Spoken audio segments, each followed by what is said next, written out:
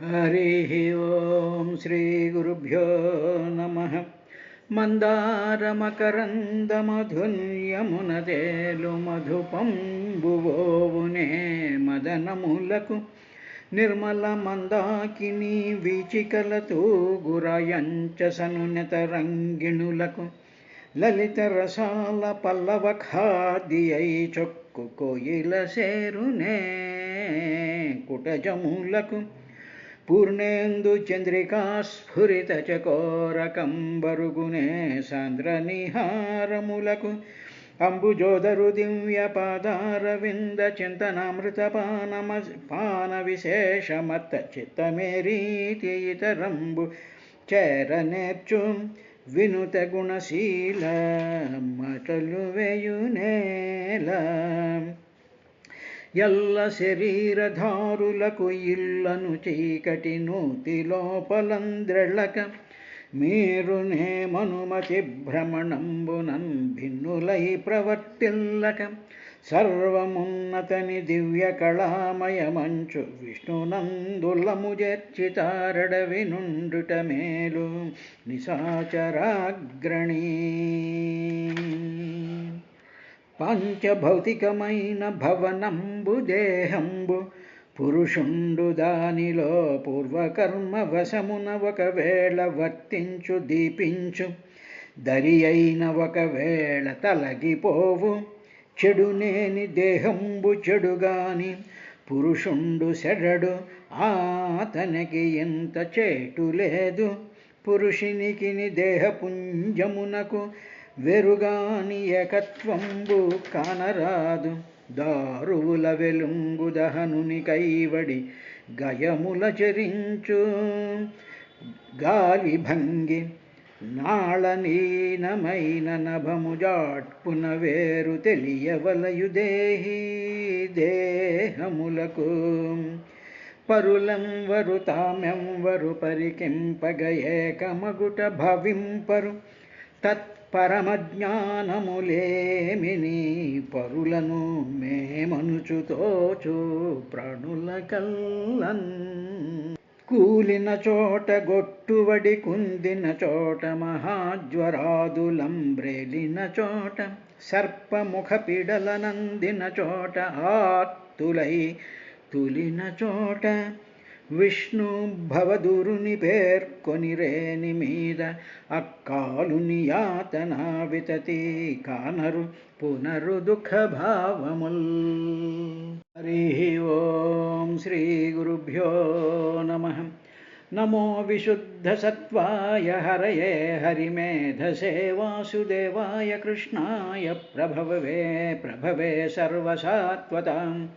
నమః కమలనాభాయ నమః కమలమాలినే నమః కమలపాదాయ నమస్తే కమలేక్షణయ నమః కమలకింజల్కపిశంగామలవాససే సర్వభూతనివాసాయ నమో యుంక్ష్మహి సాక్షిణే అని చెప్పి ప్రచేతసులు 10 మంది కూడా శ్రీ మహావిష్ణువుని పొగుడుతూ ఇంకా ఏమన్నారంటే రూపం భగవతాత్వేతదశేష క్లేశ సంక్షయం ఆవిష్కృతం నః క్లిష్టానాం కిం అన్యదనుకంపితం అంటూ స్వామి కష్టాలన్నిటినీ బాపే ఈ రూపం నీ రూపం చూస్తుంటే కష్టాలన్నీ కూడా తొలగిపోయేటువంటి రూపం ఇది.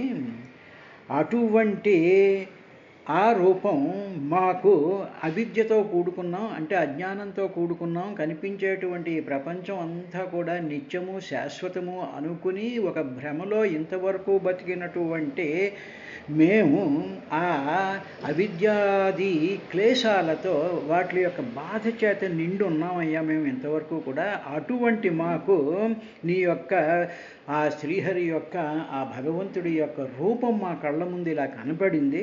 ఎప్పుడైతే అది కనపడిందో వెంటనే మా కష్టాలన్నీ కూడా గాలికి ఎగరగొట్టబడినటువంటి దూది పింజల్లాగా మేఘం ముక్కల్లాగా చెల్లాచెదరైపోయింది స్వామి.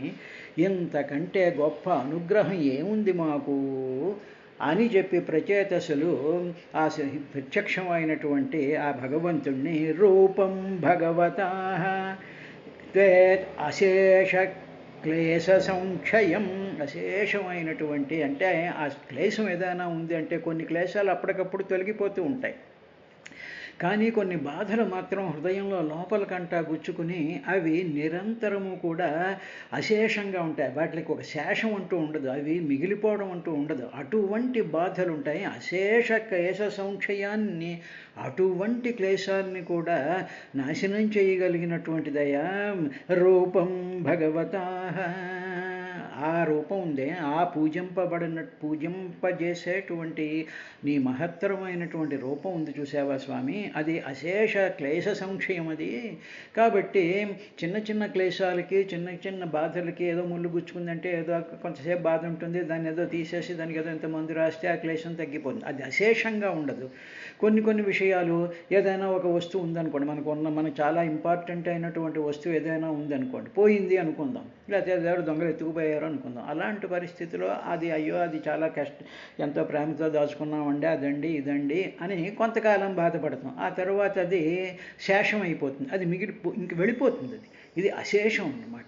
అంటే ఏమిటి, ఇంకా కంటిన్యూస్గా ఉండేటువంటివి అని ఒక అర్థం. రెండు, అశేషము అంటే ఎన్నో లెక్కలేనటువంటి ఒకే దుఃఖం కానీ, పదేసి దుఃఖాలు కానీ, అశేషమైనటువంటి దుఃఖాలు కానీ మన మనసులో కలిగినప్పుడు స్వామి నీ యొక్క ఈ రూపాన్ని కానీ తలుచుకున్నట్లయితే అశేష క్లేశ సంక్షయం, అటువంటిది ఏతత్ రూపం, నీ రూపమయ్యా, అటువంటిది నహ ఆవిష్కృతం. అటువంటి రూపాన్ని మాకు ప్రదర్శించావు అంటే మాకు శాంతి కలిగింది, మనసులో ఉండేటువంటి ఆ బాధలన్నీ కూడా తొలగిపోయాయి, దిక్కుతోచినటువంటి పరిస్థితుల్లో దిక్కులన్నీ కూడా నీ యొక్క కాంతి చేత వెలిగించబడ్డాయి.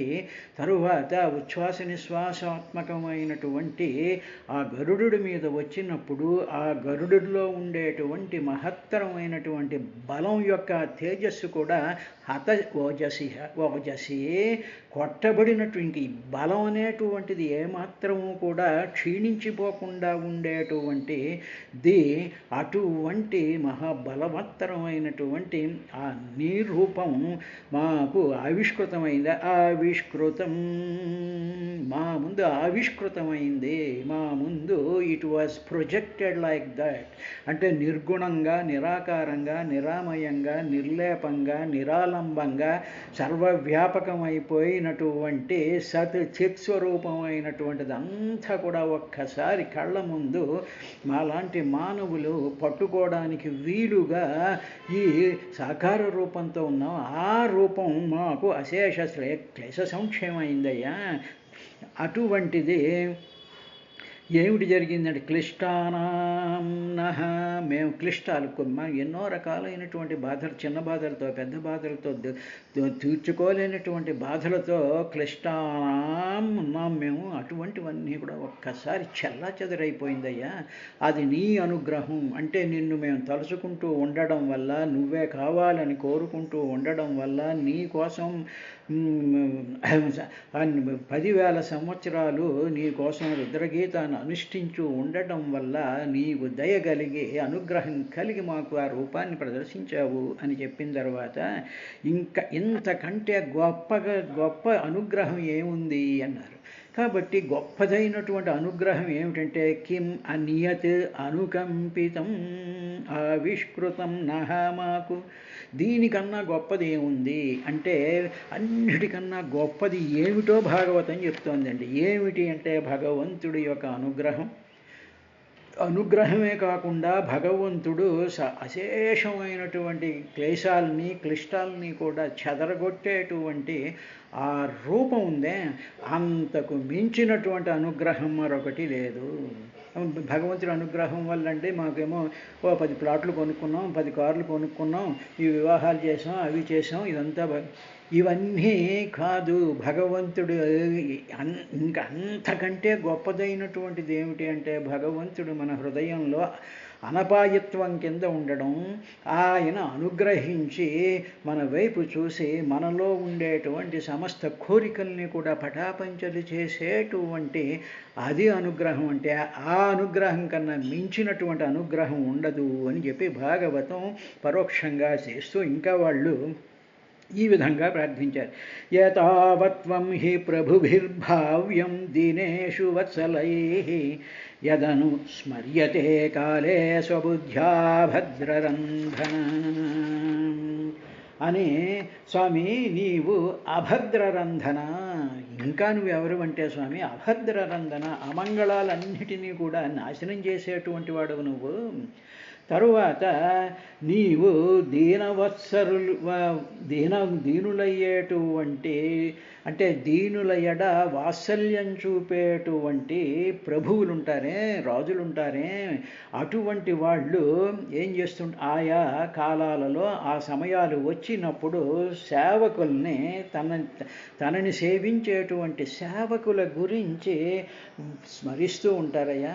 అలాగా నీవు మమ్మల్ని స్మరించాలి. నువ్వు అలాగ నువ్వు మా గురించి ఆలోచిస్తేనే చాలు. నువ్వు ప్రత్యక్షమైపోయి వచ్చేసేసి మాకేమో నగలిచ్చేసి అవి ఇచ్చేసి ఇవి ఇచ్చేసి ఆనందాలు ఇచ్చేసి దుఃఖాలను పోగొట్టేసేటువంటి పని ఏం లేదు స్వామి. అవి ఎలాగా చేస్తావు నువ్వు?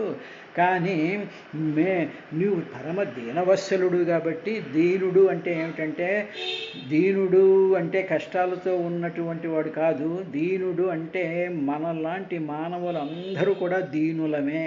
మనం ఏది కూడా చెయ్యలేము. మనం అన్నీ కూడా భగవంతుడి యొక్క ప్రేరణ చేతే మనం పనిచేస్తూ ఉన్నాము. ఉదాహరణ మన గుండె ఉందనుకోండి, గుండె ఎన్నిసార్లు కొట్టుకోవాలో, ఊపిరి ఎన్నిసార్లు తీసుకోవాలో, రక్తం ఎంతసేపు ఉండాలో, శరీరం ఎంత పెరగాలో, శరీరంలో ఉండేటువంటి జీవకణాల యొక్క కాలం పరిమితి ఎంత ఉందో, మనకు వచ్చేటువంటి రకరకాలైనటువంటి సుఖాలు కానీ కష్టాలు కానీ ఇవి ఏవి మన కంట్రోల్లో ఉండవు. అలాగ స్వామి ఏది నా కంట్రోల్లో లేదు అని చెప్పి మనం with logic, with scientific concepts, with భక్తి, విత్ నాలెడ్జ్తో ఇదంతా కూడా కంట్రోల్డ్ బై సంథింగ్ ఎల్స్ అనేటువంటి ఒక భావం మనకు కలిగినప్పుడు అప్పుడు మనం దీనులం అవుతాం. అప్పుడు స్వామి ఏమీ చెయ్యలేనటువంటి వాళ్ళం, చేస్తున్నట్టు మేము భ్రమపడుతూ ఉన్నాము అనేటువంటిది వచ్చినప్పుడు కళ్ళమట నీళ్లు కలిగి ఆ భగవంతుణ్ణి స్వామి అని చెప్పి ప్రార్థించేటువంటి అటువంటి మానవుణ్ణి దీనుడు అంటారు. అటువంటి లక్షణం కలిగినటువంటి వాళ్ళ మీద వాత్సల్యం కనిపిస్తాడు భగవంతుడు. అలాంటి పరిస్థితిలో దీనేషు వత్సలైః ప్రభుభిః, దీనేషు వత్సలైః అటువంటి వాళ్ళ మీద ఈయన వాత్సల్యం చూపిస్తాడు. అంతే తప్ప నేను బ్రహ్మాండమైనటువంటి సైన్స్ పొడి చేశానండి, నేనేమో అది చేసేసాను ఇది చేసేసాను, నన్ను మించినటువంటి వాడు లేడు, నాకు తెలుసు, నేను అనుష్ఠానాలు చేసేస్తున్నాను, హోమాలు చేసేస్తున్నాను, నేనేమో ఏదో పురాణాలు చెప్పేసేస్తున్నాను అనేటి నేనేదో చెప్పేస్తున్నాను అనుకునేటువంటి భావంతో ఉన్నవాడు దీనుడు కాడు. దీనుడు ఎవరు అంటే, నాలోనే నువ్వు ఉండి నా శరీరాన్ని నడిపిస్తున్నావు, నా మనసుని నాకు ఆనందాన్ని ఇస్తున్నావు, నాకు ఆ ఇంటెలిజెన్స్ నువ్వే ఇచ్చావు, because of your existence only. అంటే సింపుల్ ఎగ్జాంపుల్ ఏంటంటే, ఒక బొమ్మ ఉందనుకోండి, ఆ బొమ్మలో బ్యాటరీ పెడతాం, బ్యాటరీ పెట్టి పైనుంచి రిమోట్ ఆన్ చేస్తాం, అప్పుడు ఆ బొమ్మ కదిలిపోతుంది. ఆ బొమ్మలో ఒక చిప్ ఉందనుకోండి, అబ్బో నేను నడుస్తున్నాను, నేను పల్టీలు కొడుతున్నాను, నేను మోటార్ సైకిల్ డ్రైవ్ చేస్తున్నాను, నేనేమో చేతులు ఇటు అటు ఊపుతున్నాను అని ఓ రోబో అనుకుందనుకోండి. కానీ ఆ robot is being controlled by remote practical సిస్టమ్స్తో కంట్రోల్ అవుతూ ఉంటుంది. ఆ సిస్టమ్ భగవంతుడు అనుకోవాలి. అంతే తప్ప మేమేదో పొడి చేస్తున్నాము, స్వశక్తి, తర్వాత కార్యదక్షత, ఇటువంటి పిచ్చి మాటలు మాట్లాడుకోవడం. అందుకనే సాక్షాత్తు హనుమంతుడు ఏమన్నాడంటే, యథా రాఘవ నిర్ముక్త శరః అన్నాడు ఆయన. సాక్షాత్తు శివావతార స్వరూపమైనటువంటి హనుమంతుడే యథా రాఘవ నిర్ముక్త శరః ఈ సముద్రాన్ని దాటుతాను అన్నాడు. అంటే బాణానికి ఆ శక్తి లేదు అని తాను గ్రహించాడు. గ్రహించాడు కాబట్టి నేను రాముడు వదిలినటువంటి బాణాన్ని అన్నాడు. బాణానికి ఏమిటి, జడం కదా, అంటే నేను జడము అనేటువంటి భావంతో వచ్చినప్పుడు అప్పుడు దానిని దీనుడు అంటారు. అటువంటి వాళ్ళని వాత్సల్యం, వత్స అంటే ఆవు దూడని ఏ విధంగా అయితే తీసుకుంటుందో ఆ విధంగా తీసుకునేటువంటి వాడవు నువ్వు స్వామి. అటువంటి నీవు ఏతావత్వం, కానీ నిన్ను ఒక్కడే ప్రార్థిస్తాను, అటువంటి దీనుల్ని నీవు స్మరించాలి స్వామి. ఆహా, వీడు దీనుడు ఉన్నాడు ఇక్కడ నా కోసం, నా గురించి అని అనుకుంటే చాలు నువ్వు. అంత మాత్రం చేత మేము కృతార్థులం అయిపోతామయ్యా.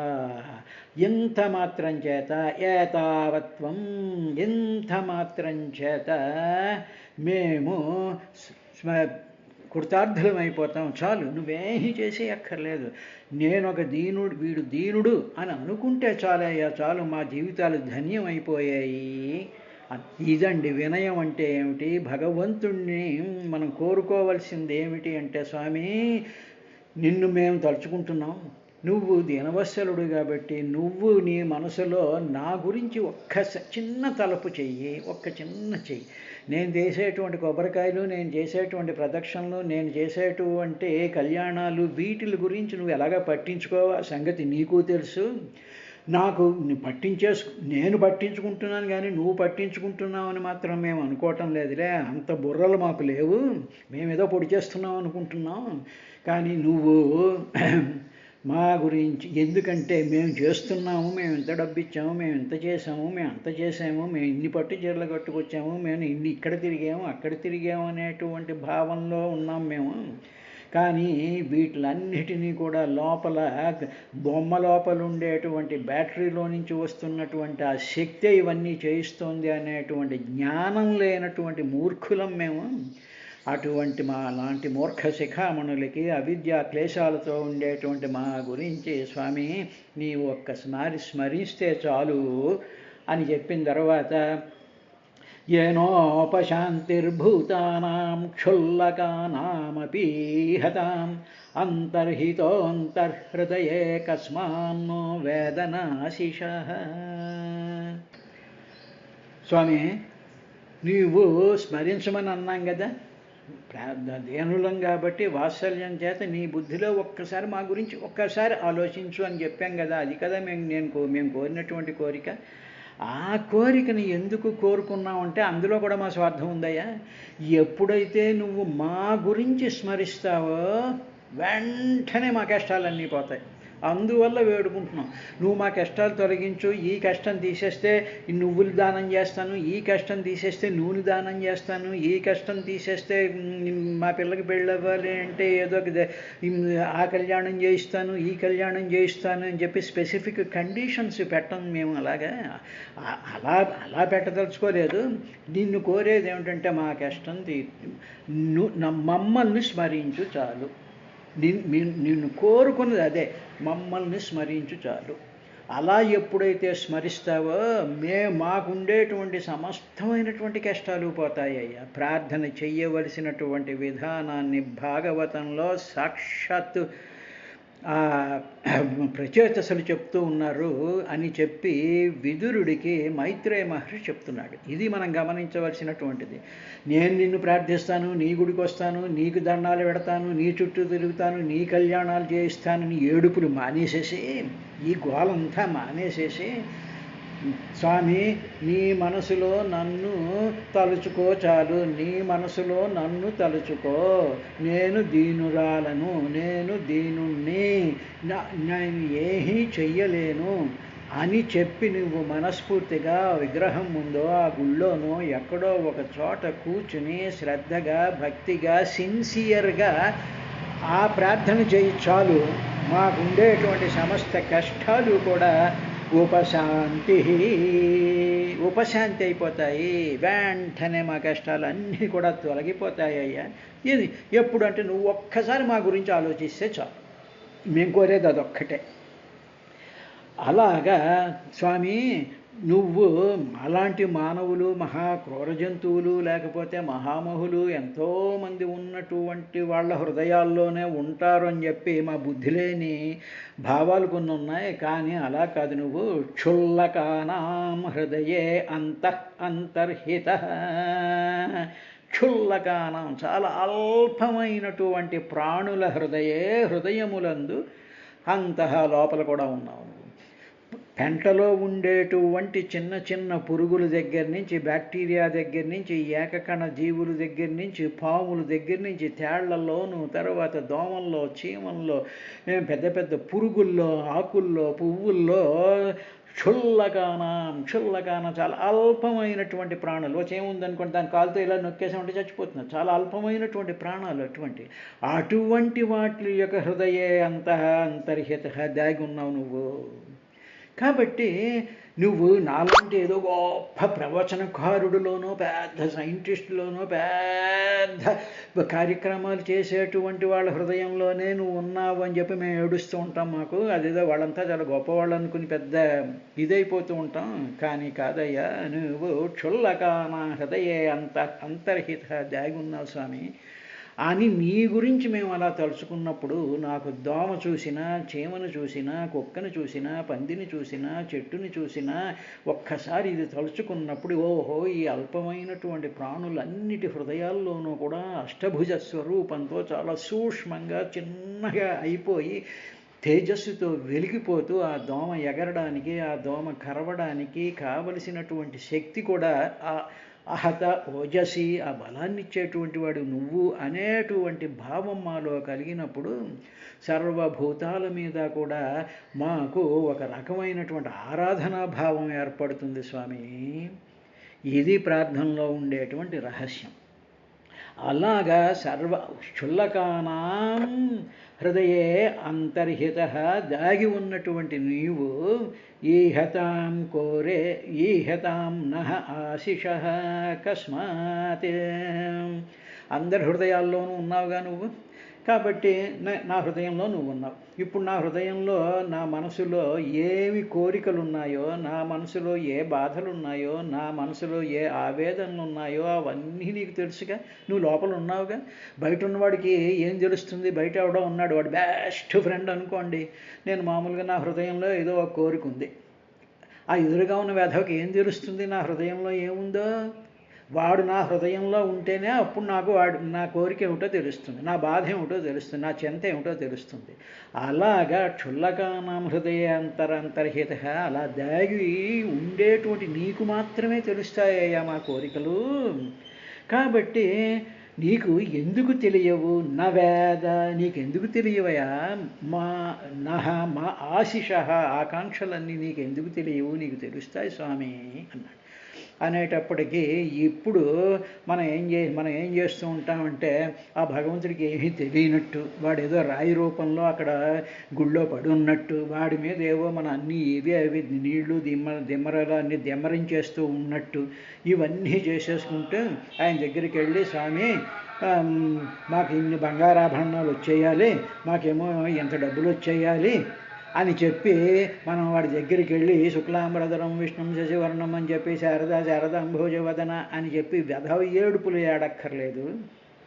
ఎందుకంటే నీవు నిజంగా మన హృదయంలో భగవంతుడు ఉన్నాడు అని చెప్పి కళ్ళు మూసుకుని ఆ భగవంతుడి యొక్క దివ్య స్వరూపాన్ని, ఆ తేజో రూపాన్ని, ఆ సాకార రూపాన్ని మనస్ఫూర్తిగా శ్రద్ధగా కాసేపు ఇంట్లో ఏకాంతంగా 10 మందిలో గోలలు ఫోటోలు లేకుండా ప్రశాంతంగా కూర్చుని భాగవతంలో చెప్పినటువంటి ఆ మహత్తరమైనటువంటి విశేషాన్ని మనం ధ్యానిస్తూ ఉన్నప్పుడు మనలో ఉండేటువంటి కోరికలు ఏమిటో ఆయనకి తెలుస్తాయి, తెలుసుకుంటాడు, కష్టాలు తీరుస్తాడు.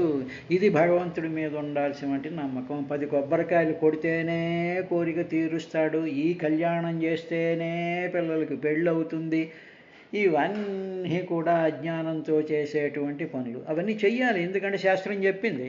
ఒక కోరిక నెరవేర్చాలి అంటే ఆ కోరికలు తీర్చడానికి ఉండేటువంటి మంత్ర సంపుటిని చెయ్యాలి, ఆ పూజ చేయాలి, అవన్నీ చెయ్యాలి.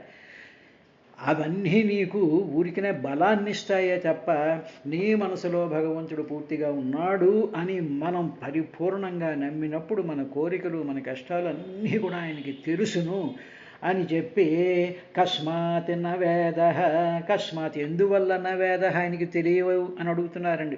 పాశ్చాత్యులు అంటున్నారు, స్వామి మా నహ ఆశిష కస్మాత్ న వేద, ఎందుకు తెలియవు, నీకు అన్నీ తెలుసు అని. మేము దీనులం కాబట్టి, పెద్దలు చెప్పారు కాబట్టి, వేదం చెప్పింది కాబట్టి, ఈ పూజ చేసుకుంటే, ఈ వ్రతం చేసుకుంటే, ఈ కార్యక్రమం చేసుకుంటే మాకు కొంత బలం వస్తుంది అని చెప్పి ఆయనకి అన్నీ తెలుసు అనేటువంటి భావం 90% ఉండాలి. మనం దీనులం కాబట్టి, మనం కంగారు పడుతూ ఉంటాం కాబట్టి వేదం విహించినటువంటి ఆ పూజా పునస్కారాలు చెయ్యాలి అని చెప్పి చెయ్యకూడదు అని మాత్రం చెప్పటం లేదు. లోపల ఉండేటువంటి భగవంతుడికి అన్నీ కూడా తెలుసును అనేటువంటి విషయాన్ని చెప్తూ ఏనోపశాంతిర్భూతానాం క్షుల్లకానామపి హతామంతర్హితో అంతర్హృదయే కస్మాన్నో న వేద ఆశిష అన్నాడు. రేపటి కార్యక్రమంలో ఇంకా వాళ్ళు ఏం ప్రార్థన చేశారు అనేటువంటి విశేషాన్ని చూద్దాం.